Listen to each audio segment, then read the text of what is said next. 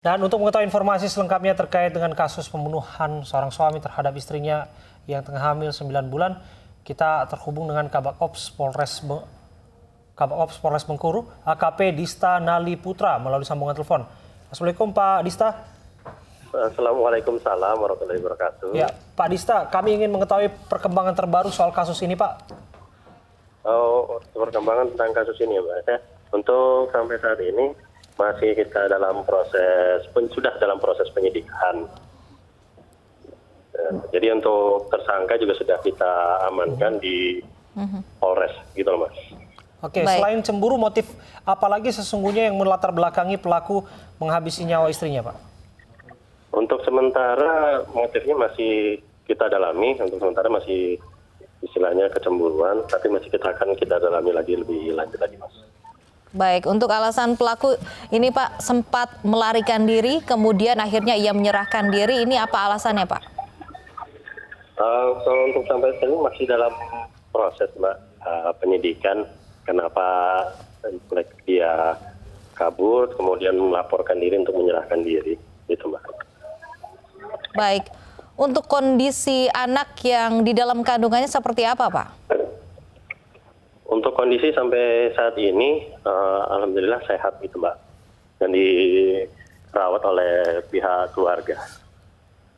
Ya, ancaman hukuman pasal yang ditetapkan pada tersangka apa, Pak?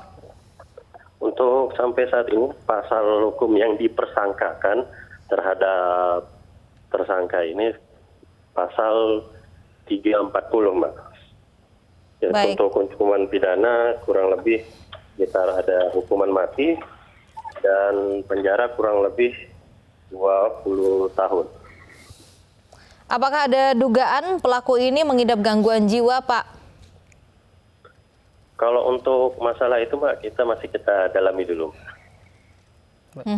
Sebetulnya bagaimana keseharian dari tersangka, Pak, dan bagaimana interaksi antara tersangka dan korban menurut saksi dan pengakuan warga sekitar, Pak?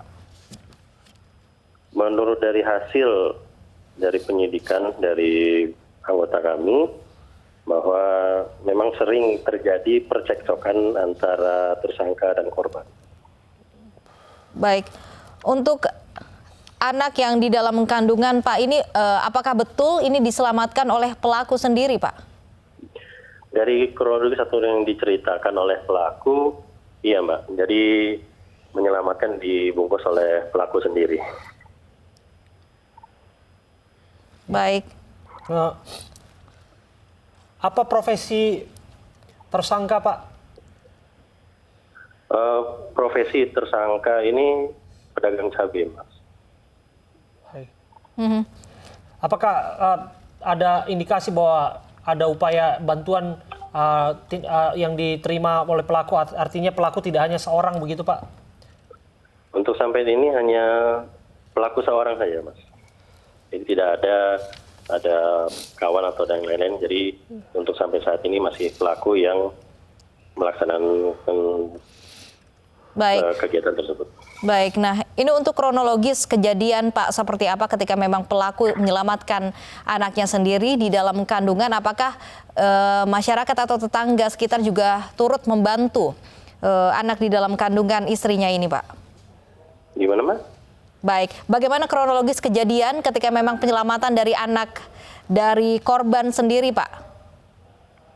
Untuk dari anak korban sendiri, ya dari pelakunya itu sendiri yang istilahnya menyelamatkan, kemudian menaruhnya di karpet di ruang tamu. Jadi masyarakat, tetangga atau keluarga mendengar, kemudian datang ke rumah korban. Baik.